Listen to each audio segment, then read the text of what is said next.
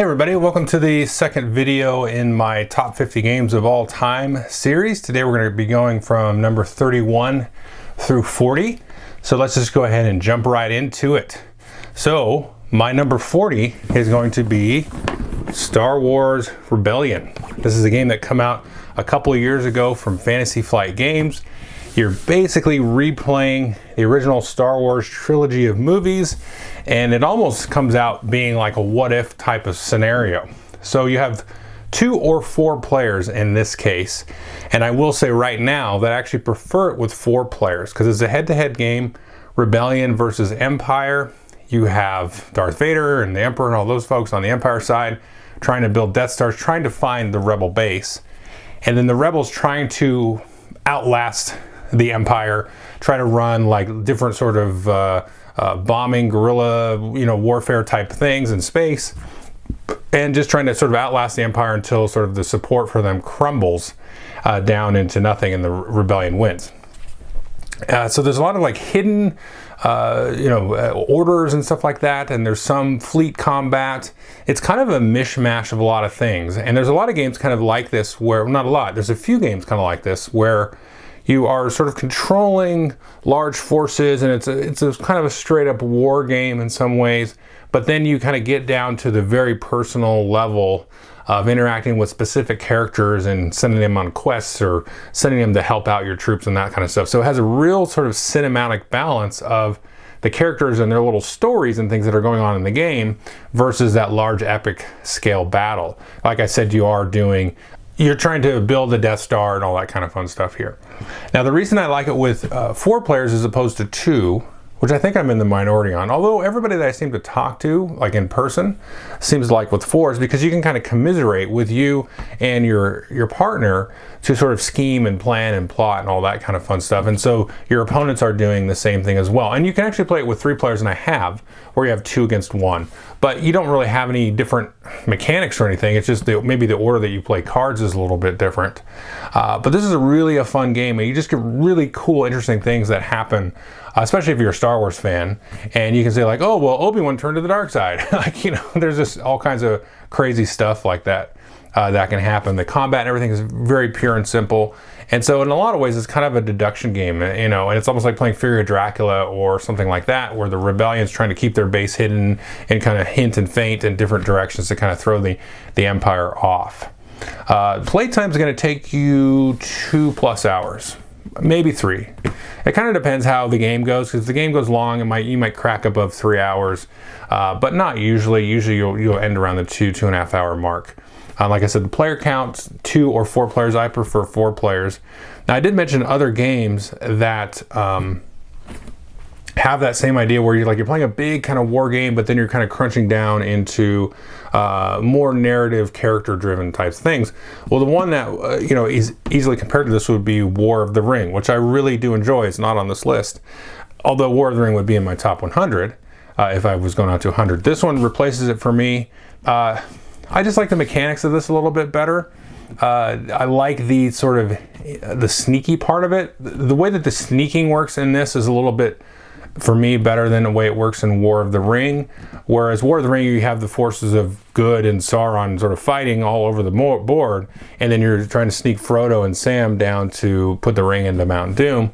That's cool, but I also like the way that the large scale interacts with that here.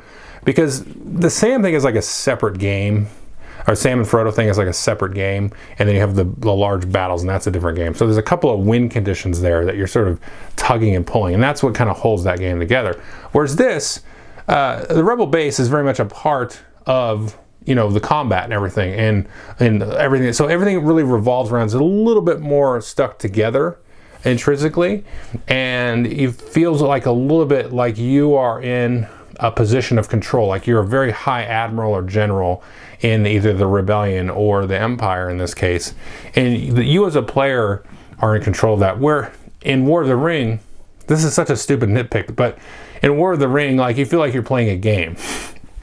You're playing this really cool combat card or dual purpose card thing in War of the Ring. It's really good. I mean, it's an awesome, amazing game. But for me, this just feels like more like I am a person that's involved in this, and I'm trying to sort of manipulate things and get things going my way. So this is a little bit more engrossing thematically for me than War of the Ring. But definitely, if you're like I don't like Star Wars. Star Wars is dumb. Maybe take a look at War of the Ring.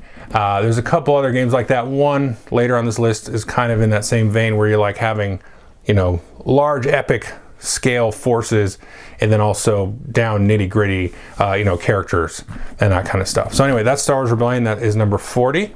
And then number 39 is now, where is it? Here it is. This is also currently published by Fantasy Flight, but didn't used to be. This is Samurai. This is the Rio Grande Games edition. If you get the new one, it looks a little bit different than this. This is a Reiner Knizia game, and just to give you a heads up, this video here is going to have two themes running through it. You notice from the last game and then now this game. So just, that did not happen on purpose. That was totally by accident. So anyway, here's a Reiner Knizia game. One of maybe more that's going to show up here real quick. This is a very abstract tile placement game where you're sort of trying to win the influence of different cities based on different tiles that you play. It's very abstract, and I don't want to spend too much time on the mechanics or even like the loosey-goosey theme that's on here. But for me, this is really an election game, and you're trying to win like the Electoral College. If you live in the United States, you know what that means, hopefully. And you're trying to win the Electoral College and get these different regions to sort of back you in this vie for leadership. It's really difficult to explain that in a couple of minutes, so I'm not going to try. Although I will say that folks should give this a shot. It's a really abstract, really good game, and there's a lot of interesting replayability and stuff that you can have with this game. And the components, at least on this edition, are really gorgeous. Not too keen on the new Fantasy Flight edition, to be honest, but whatever. Maybe it's some sentimentality creeping up in the brain. Definitely take a look at this game. You got to at least try this, and to my opinion, you got to at least try Samurai once or twice in your life, just to kind of give it a whirl, see if it's something that's for you. Like I said, a little abstract, so not everybody's going to like it. 2, 3, 4 player count. Okay, so 3 and 4 players I like a lot. 2 players I kind of like. I think you definitely, again, want those extra brains at the table with the 3 and the 4 player. But 2 players, okay, it's all right. You just want a couple more players. The game scales fine for all the player counts. You actually grow and shrink the island of Japan, or the other islands too around it, to sort of scale for the players. But I definitely think you want 3 and 4 players. The game's going to take you under an hour, right at an hour possibly. And so that's kind of that thing. Now, as far as games that are like this, other than the game I'm about to mention after this, which is really nothing like this, but it's from the same designer, spoiler. There's another game I played a long time ago called Tuluva, and I think it's in print. That one goes in and out of print all the time. There was a Kickstarter or something. Go take a look at Tuluva on Board Game Geek. I really like that game. I never owned it. I played it a few times. And it's also got this strange, abstract-y sort of tile placement thing. Kingdom Builder maybe is in that vein. I'm not a big fan of Kingdom Builder, but if you like those kind of tile placement games, trying to get some control over things, I could say like Carcassonne, but this I want to pull away from that. This is not like a Carcassonne. It's a different kind of tile laying game. But if you kind of are a fan of those tile placement games, give this one a shot. It's a little abstract, but I do actually find it pretty thematic, believe it or not. So that was number 39. Number 38 here is from the same designer, ho ho ho, and this is Tigris and Euphrates. This one here is one of my favorite Knizia games. There's another one coming up shortly. Now this one I have still, and you can probably see right there, I also have Yellow and Yangtze. And to me, you could almost sort of like just kind of swap these for each other. They really are sort of the same game engine. All this one you're placing square tiles, and that one you're placing hex tiles. And this one, when you have interactions in combat in this game, is you sort of try to take over areas with your tiles. They're going to work a little bit differently than when you have interactions and conflicts in Yellow and Yangtze. Now I put this one here because there's something very funky and wonky about the way the players interact in this one. And it's a little bit obtuse the first time you play it. Whereas the interactions in Yellow and Yangtze and stuff are a little bit more straightforward and easy to digest and much easier to teach. So gosh, I don't know which one I like better, honestly. I think I gotta lean this one, because for me this actually is a little bit more on the thematic edge of things. Yellow and Yangtze leans into the abstract, and maybe there's some thematic decision making behind the design there, but to me this feels like I'm playing some abstract civilization game that's like 3,000 years old, that was been dug up from the ground, and it's been given a gloss of paint, obviously. But this feels like I'm playing a Civ game, like I'm playing a very abstract civilization game, and it feels like I'm playing a civilization game. Whereas I'm playing Yellow and Yangtze, it feels like I'm playing a cool tile game. But this is definitely, I think this, more than even Samurai, and maybe even more than the game I'm going to mention next, is something that everybody should try this game and give it a couple of plays, because it's a little obtuse and funky the first time you play it. It's just so crazy. I don't want to talk about too much of the mechanics, but it feels like you're playing something that was just unearthed from a long time ago, and you're playing this Mesopotamian civilization thing and going head to head and all that. It's hard to, some of this abstract stuff is like, I'll take a break here from the list. Some of it's very tricky to explain. Because everybody watching this video, like, you're not dummies, and you're all going to look at this different ways. Like you just, like, let's say 1,000 people watch this or 100 people watch this. Yeah, so you might look at it for different reasons that you like it. And it's very tricky for something as abstract as any board game, frankly, but especially one as abstract as this, to sort of tease apart some of the nuance and stuff and the design and really say this is what you're going to grasp onto. Because you play a game like 50 times, which I played this probably about that many times, and sometimes the games are not going to really go the way that I described it in a review, which is very frustrating as somebody that puts reviews out that live forever on the internet. So this is a tricky one to explain without sounding like a little bit pretentious and kind of full of myself. So it's a strange phenomenon, but this game's great, and it just bites into a lot of subconscious things for me, and that's all I'm going to leave you with. Now, player count, 2 to 4 players. This one is okay, 2 players. Like Samurai, it's okay, 2 players. I want a 3 and a 4 player count with this one. Gameplay can take you about an hour once you get used to it. And about the same thing for Yellow and Yangtze. You get 2 4 players. I'd play with 3 and 4, about an hour. So definitely give this one a look, as well as Samurai, but for sure Tigris and Euphrates over Yellow and Yangtze. Like if you said, I never played either one, Tigris and Euphrates, you got to play that one first. And then, Yellow and Yangtze, take it or leave it. But again, I kind of go back and forth on which one I like more or less. So that was 38. Now 39, is this the last Reiner Knizia game here? Where did I put it? Yeah. So this is Modern Art, which I used to love this game, and then I hated this game, and now I love it again. This is a Reiner Knizia auction game. He's got several auction games, all kinds of games. He's got probably a dozen different auction games. This one is actually interesting because, well, this edition is not super easy to find. This is like the Korean edition from Dice Tree Games, and you see it actually uses real art. The original edition had made up bad art, fake bad art, I should say, and this one uses the real stuff. So the theme of this is cool because you are trying to sort of manipulate the current value of these different artists for no other reason than so that you can have the most valuable paintings. Not anything to do with the merit of the art, which I love that, because that is kind of what that happens like all the time, all over the world throughout history, to say this art is so important from the 1600s because this person did this, or this TV show is the most important TV show of the last 10 years because of this. And I'm like, God, there's some financial interest that is driving all of this nonsense talk. Whether somebody's trying to sell you a book, they're trying to sell you their YouTube channel as a journalist, or they're trying to get you to click on their blog or whatever. Because, especially with painting, it's just a painting. Like, it's just color and stuff on a wall. and you might look at it and say, that looks pretty, or this other one doesn't like it. Or if you look at a field of flowers, I like the purple field more than I like the yellow field of flowers. It's just art.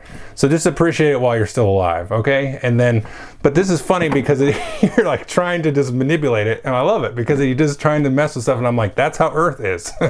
That's how people do stuff sometimes.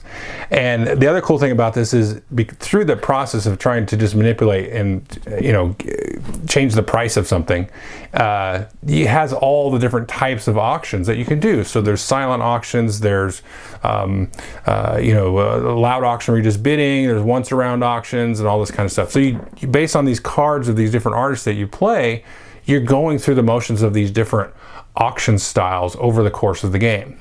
Now, I mentioned at the beginning that I loved it, hated it, and then loved it. This is a very delicate game because I have won this game purposefully, multiple times I should say, and I've seen other people do this to me, is not buying any paintings, but auctioning off the right ones at the right time to suck the money, again, out of the other players, who then get the paintings, and then they get a payout at the end of the round based on the popularity and how many cards and stuff were auctioned off. But you spent more collectively as a group, a table, theoretically, paying me to be involved in that, because I realized that, oh, they're committed enough to this artist that I can get a pretty penny for this, and then the end of the game is the player with the most money. So if you have people that are bidding, let's say poorly, or mathematically backwards, that's going to throw the game off, but it's also something that the players kind of have to be aware of and rely on. Whereas some of his other excellent auction games, and I'll mention some of them now, Medici and Raw and High Society and stuff like that, they're a little bit more easygoing and friendly. This one can be frustrating to play, and I've been frustrated playing this game, and let's call him Billy. I've said to Billy, I says, why are you doing that? And, you know, he was like, because you screwed me on the last round. And so you can get people sort of playing like outside the zone of smart, let's say, with this game. And I've not, you know, I'm not saying like I'm the only one that's ever, you know, played the game smart. I've played it dumb too, because it's just like you get kind of wrapped up in what you value without realizing that you're just feeding somebody a victory because you're giving them too much money. But it's like, I'm already too far down and I have to give it. So it's a little frustrating, but I've come to sort of circle back and appreciate what this game has to offer. So again, if that sounds kind of nasty and you know, gross mechanically to play, definitely take a look at Medici and Raw and High Society, other games from him. But that's modern art. It plays, does it say 2 to 4? I don't care if it says 2-player. Don't play it 2-player. I think it plays up to 5. Any number is fine. 3, 4, 5. It's fine. So that's modern art there. Now number 36 is a very new game. Very, very, very new. I think this might be the newest game on here. And that is New Frontiers from Rio Grande Games and Tom Lehman. And this is sort of like Race for the Galaxy, the board game, which he also came out with a dice game called Roll for the Galaxy. And this is now the board game. And all of this was sort of based on Puerto Rico, which was a board game way back when. I just did a review of this a few months ago. So definitely go take a look at that. Absolutely love this game. You know, you've got role selection, you're exploring planets and developing technologies and getting your little engine built up, and, you know, trying to do all kinds of different combos with either like a more military society in space, or, you know, delivering goods and all this kind of stuff. Very crunchy mechanics and everything. This plays 2 to 5 players, like it at every single player count, and I played it at every single player count. It plays quick. You're going to play it in an hour, maybe less, especially with 2 players. You can get this done in about a half hour or so, 45 minutes. And it just is my favorite of all of these sort of Galaxy games.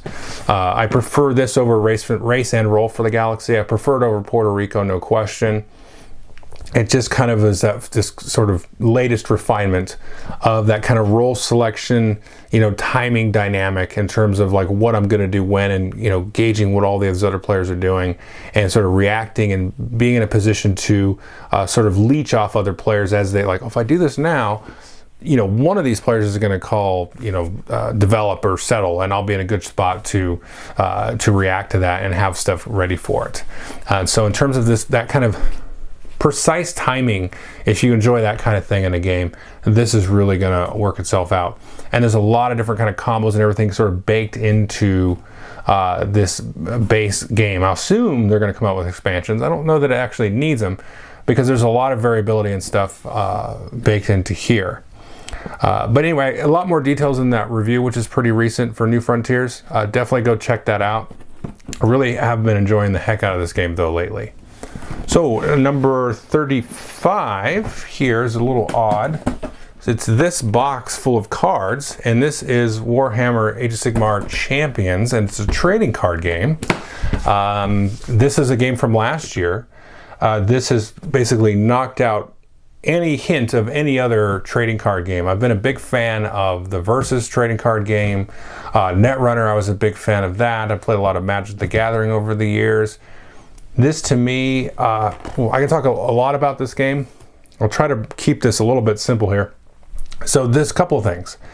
One is just the basic gameplay of it, as you've got these different lanes and these sort of columns of different champions that you're deploying heroes and spells and stuff to and reacting with. And as you play cards, the champions will sort of like level up, and they'll turn clockwise. The cards physically will do that in the game, and that will reveal a blessing that's underneath the champion, and that's going to be some big cool effect. And you just, you're smashing each other in the face, similar to like Magic or something like that.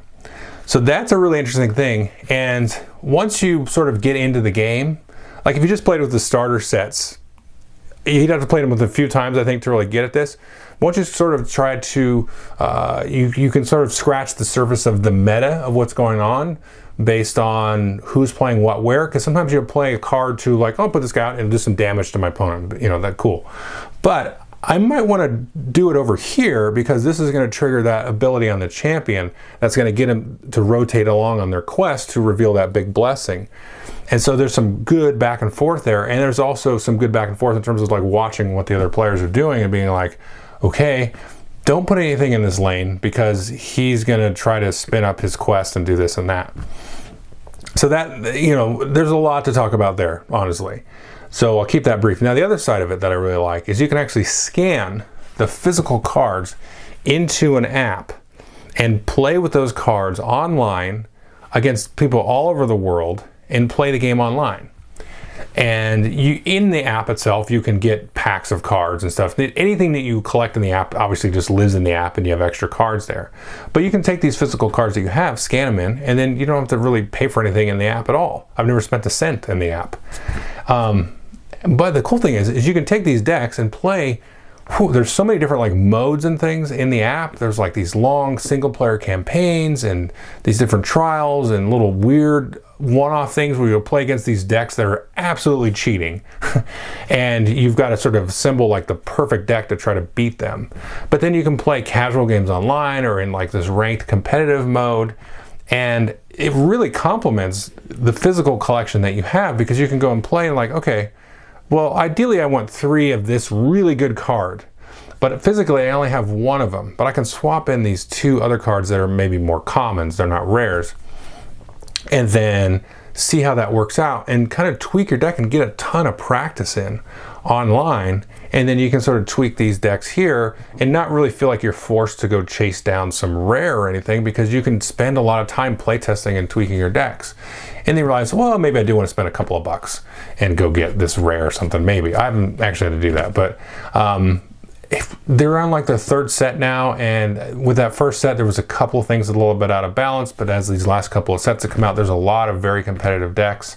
I really like the theme of it. It's the whole Age of Sigmar theme, and it feels thematically very tied into kind of a skirmish battle where you've got your champions out front and they're kind of summoning spells and other little peon creatures and stuff like that, and there's a lot of good back and forth.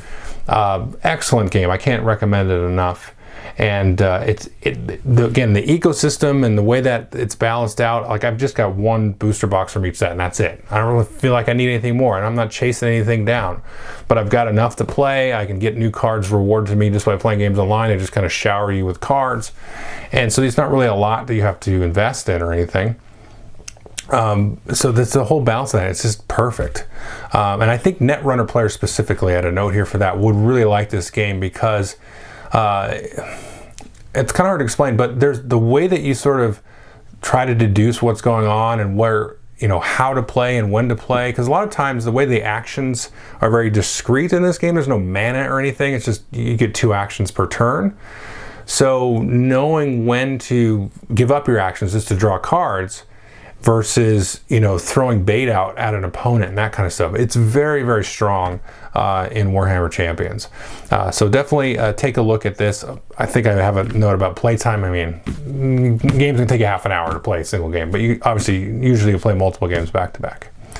Okay, so that would be number 35. So number 34 is sort of the same vein here, and that is going to be Thunderstone Quest.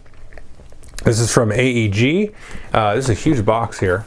And this is the deck builder that is on this list. And this is, I think, my favorite deck builder of all time. This is really just cremated every other deck builder that I really liked. I can't say enough about this game. This was one of the best games to come out of last year. It's thematically and all this kind of stuff. It feels very much like you're playing some kind of light role-playing campaign, with some light dungeon crawling. A lot of these other kind of deck building games, they sort of hint at that or, play around with that. This really aggressively, attacks that and succeeds at being that. And there's a large campaign mode, and, you can easily play it as a one-off and all this stuff in the deck building, and the balance between, sometimes you go to a village and buy new items or recruit new heroes, and then you'll switch over and you'll kind of tromp through this dungeon and try to fight things. The way all these mechanics and things integrate with each other is just magical in terms of how it works in Thunderstone Quest. I don't really know what else to say. To me, it's just a magical deck builder that is great thematically, very fun. There's lots of little nooks and crannies and side questy things and all this kind of stuff all wrapped into this. Definitely got to take a look at this one. It's kind of funny because I had a note here. The other deck builders that I've really enjoyed have also been from AEG. Specifically, I'm thinking of Trains and Automobiles. 2 excellent deck builders. Trains is like if you made a deck builder out of Ticket to Ride, and Automobiles is like if you make a deck builder out of a Formula 1 car racing game. But it's in Automobiles, though, I gotta say, it's not cars. You're actually building a bag with cubes, and then certain cards will trigger off the different colored cubes, and you'll drive faster or weaker or more weird with the cubes. And because I was trying to think of what other games would I compare this to? In terms of if you weren't into a fantasy Thunderstone Quest type of thing, what would you get? Eminent Domain would be one, Ascension and Star Realms and stuff like that. But I'm like, no, really the solid deck builders, they're all from AEG. It's weird. Trains, Automobiles, Thunderstone Quest, all great stuff. In terms of player count for Thunderstone Quest, any player counts. Plays 2 to 4. I'd play a 2-player. I'd play a 4-player anytime. Playtime's about an hour to go through a particular scenario and stuff like that. But if you like deck building at all and haven't tried Thunderstone Quest, this to me is easily no-brainer. This is heads and tails above the rest, and you're going to get so much gameplay out of this, especially if you get a couple of expansions, and just the replayability is fantastic. So that's number 34, Thunderstone Quest. Number 33 is here, actually, and this is completely different now. This is Twilight Struggle. This game's about 15 years old or so now. There's not really a lot I can say about this game that hasn't been said. This was the number 1 game on Board Game Geek for quite a couple of years, I think. It's a 2-player, card-driven game. One player plays the Soviet Union, the other player plays the United States of America, and you're trying to just, spread your influence out and try to control through your creepy little dastardly imperialistic fingers the rest of the world. So you have the Soviets kind of moving through, sort of spreading influence through Europe and Asia, and the United States kind of coming back in and trying to do the same kind of thing. I feel like I'm being redundant because it's been such a popular game for so long, but you have cards that you can play for influence points or operations points to do different things like set out influence and do coups and operations and all this stuff. Or there's events on them, and you can play them just for the events written on the card.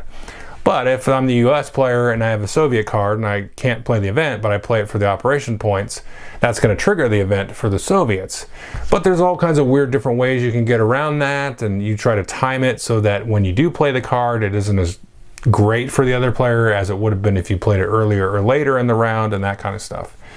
Thematically, though, I think the reason I like this so much is the theme, and it's because I think it does fit the time period, because it's all the events and things on the cards are very historical based and somewhat accurate to how things evolved. The deck is set up in a late, middle, and early war, so as you kind of cycle through the deck, you'll start to progress through history in a lot of ways, and the focus of the game and where the territory control sort of is important is changes through the course of the game. There's like a space race you can go through, so it feels very thematic and historical in some ways. And I also think it's also, frankly, like a little bit of commentary on the manipulative garbage that both of the countries went through, because they both thought each other was the enemy. You know, the United States obviously doesn't want communism spreading. Nobody really wants that. And, you know, from the Soviet point of view, they didn't really want some kind of imperialist, capitalistic society spreading as well, because they thought that was wrong.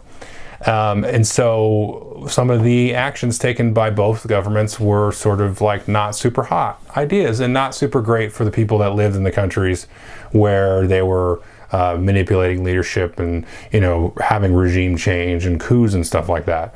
And so for me, it's interesting to play through that and kind of deal with that sort of topic in a way that is actually a board game, because I think sometimes probably some of the people that were making some of these decisions were looking at it like kind of a giant chessboard or a board game, and not really thinking about the necessarily the boots on the ground or the people living in the cities and the towns and the villages and stuff like that. So that's an interesting exercise to go through, I think, mentally. And I think, frankly, you know, I don't want to sound pretentious at all, but, you know, damn it, this is important. I think this is an important artifact in the history of the Earth that, you know, should be examined 100 or 1,000 years from now. Maybe not 1,000, because 1,000, who cares? Like, we'll be dust. But, you know, like 100 years from now, you know, this is an important thing to kind of look at things and sort of take on that view and see how civilization got to a point where it was being manipulated by two puppets, so to speak, to a degree, right? Because that's not to undersell the agency of anybody that was being manipulated in this whole process. But it's a very interesting idea. It's like, you know, you can see me kind of rambling here. It kind of gets you thinking about all this kind of weird stuff. So that is Twilight Struggle. Obviously, it's only a 2-player game. The game's going to take you about 2 to 3 hours so that you can have like early victories and things. And the way the scoring cards come up can trigger sort of instant victory sometimes, depending on what's going on, which is another really cool, interesting part of the game mechanically. This is how you play scoring.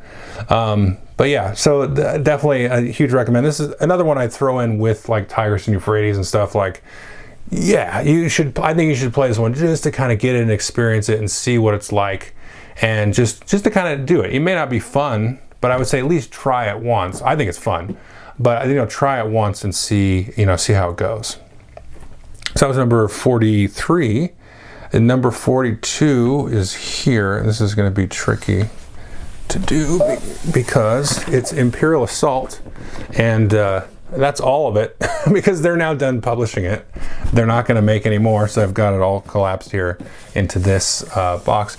And I have, you know, this is kind of, it's my top 50, obviously, but on one hand, I kind of, I feel a little bit bad about saying, hey, I recommend this game because you should go out and get it. And it's like, well, I don't know how long it's going to be in print. So Imperial Assault is, it's a lot of things. The reason I recommend it is because of its head-to-head skirmish mode. Now you can get it and play it as a campaign where one player is sort of like the Empire and the other players are playing rebels and kind of going through this sort of campaign like Descent or Gloomhaven or something. So it's one player versus many. Not a super huge fan of that mode. It's actually okay, but it's not, I don't know, it doesn't really do anything special for me after I played through the main campaign once, which is about like 12 scenarios. But there's also an app that you can get now for it, which I've played through, and that has like the players all playing against the app through kind of a similar dungeon crawl, space station crawl. Not a fan of that at all, really. But it also has a competitive head-to-head mode where you can point out and build out Empire, Smuggler, or Rebel forces. And then it has this real interesting sort of card mechanic where you can, you get these decks of cards that you can go and hack terminals, so to speak, and then get you these special abilities. But then also you're trying to do some different objective and kill the other players, the models. That is really a fantastic way to play the game. And to me, it's a very underrated part of the system, and it's an underrated skirmish game in general, because it kind of, again, scratches that Star Wars itch. I said there would be a theme on this show. We've got Knizia, we've got now our second Star Wars game, there may be one coming up after this. But this is very like that visceral, in your face, running through the Death Star, maneuvering through the Rebel base and trying to, do some kind of cool scenario where, you've got Vader on one side and maybe a bunch of peons on the other side, or, Luke and them fighting through some stormtroopers. So you can just kind of build out these different forces and just play a very smart, kind of cool head-to-head tactical, very solid mechanical gameplay. And I can't recommend this enough for just that aspect of the game. Although I think if you do get into that, you do want, obviously you see I have everything for it, you do want to have the expansions, because that's going to give you a lot more tools for your force building and your deck building and all that kind of stuff. But yeah, I can't recommend enough for that style of game. Honestly, I would not get it if you're just like, you want to play through the campaign and all that kind of fun stuff. It's okay, it's fine. And if you like Star Wars, then it's, obviously that's a cool idea. But for me, it's about the skirmish side of this. And so in that vein, it's really a 2-player game to me, although you can play it up to 5 or 4 with the app and stuff. But like I said, I'm more saying the skirmish is what I like. If you like this sort of board game skirmish style game, there'll be some other games later on this list that you might sort of put in that same ballpark.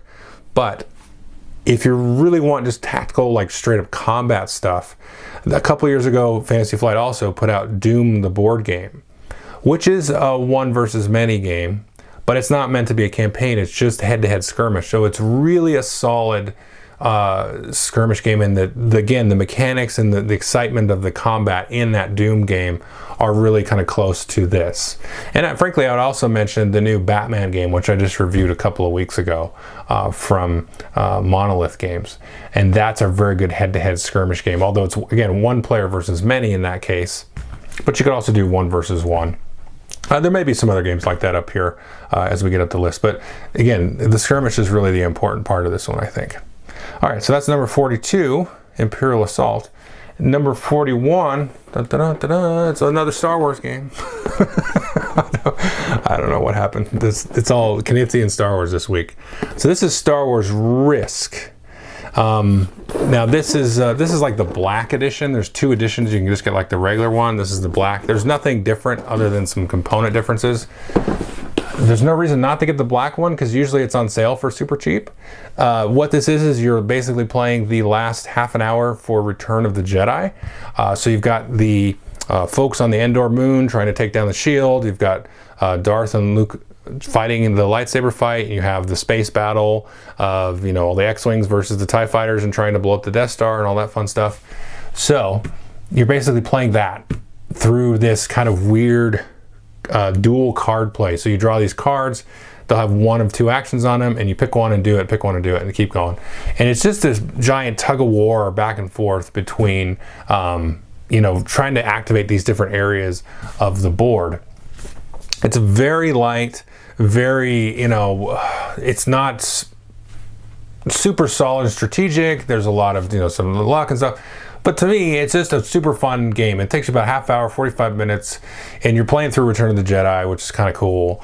And it's just a right, again, it's just a fun game. It's just, let's just have a couple of drinks or whatever you want to do and just sit down and chill and play and see what happens, and not really worry too much about using our brains, right? And just kind of have a fun and play through Return of the Jedi. That's it. That's all it is to it. So you can play this 2 or 4 players. Well, you might be able to 3 players, but if it's 2, it's 2 players head to head against each other as partners, And that's pretty fun. I played it that way before. I don't remember if you can do it with, like, 1 versus 2. I don't see why you couldn't. But I probably prefer this as 2 players as opposed to Rebellion, which I talked about earlier. And I know some people are going to be like, how come you have this ranked higher than Rebellion? Well, it's not a ranking. I'm like, do I want to have like a super lot of fun for half an hour? Then bam, I'm going to play Star Wars Risk. We're going to get it done. It's going to be half hours. I'm going to be laughing the entire time. Whereas Star Wars Rebellion is like, I might have a headache at the end of that. And it's going to take 3 hours. So anyway, more of that in my last video when I talk about the ordering stuff. But yeah, this one, I should say, sorry for the tangent. The 2-player game, it's just a little bit, there's not enough going on here for a 4-player game, right? So yeah, I just want to play a 2-player back and forth, bam, bam, bam, all you won, I won, whatever. So it's really fun and simple, and just kind of lights up the board, right? To me, it just kind of lights everything up, and I'm not worried about anything when I'm playing this game. I'm just chilling. We're playing Return of the Jedi, and gosh darn it, Luke and the Emperor, or Darth and the Emperor are going to win this time. Let's try to get it done. Other games like this. Now this is loosely based off a game called Queen's Gambit, where you're playing like the last half an hour of episode 1, The Phantom Menace. And that's a good game. It takes probably longer to set up than it does to actually play the game. So there's that, and you can't find it or get it in print.